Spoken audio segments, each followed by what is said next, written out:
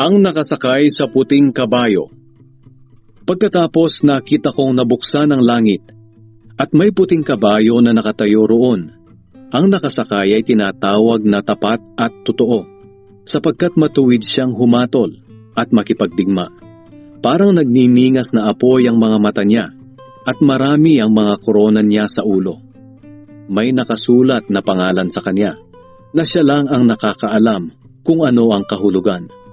Ang suot niyang damit ay inilubog sa dugo, at ang tawag sa kanya ay Salita ng Diyos.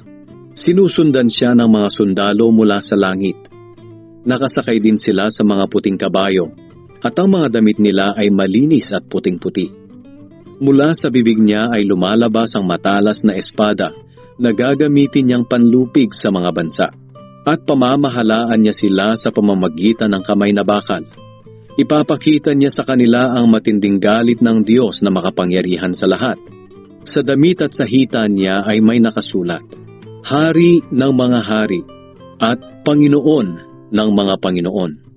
Pagkatapos nakita ko ang isang anghel na nakatayo sa araw.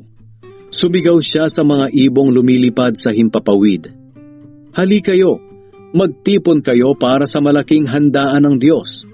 Hali kayo, kainin ninyo ang laman ng mga hari, mga general, mga kawal, mga nakasakay sa kabayo, pati na ang laman ng kanilang mga kabayo. Kainin ninyo ang laman ng lahat ng tao, alipin man o hindi, hamak man o dakila. Pagkatapos nakita ko ang halimaw at ang mga hari sa mundo kasama ang kanilang mga kawal. Nagtipon sila upang labanan ang nakasakay sa puting kabayo at ang kanyang mga sundalo mula sa langit.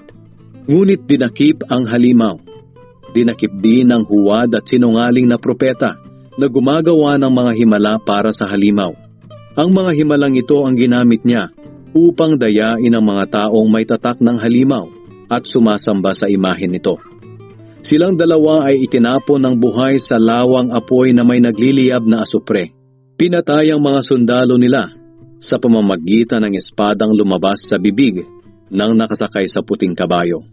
At ang mga ibon ay nagsawa sa kakakain ng kanilang bangkay.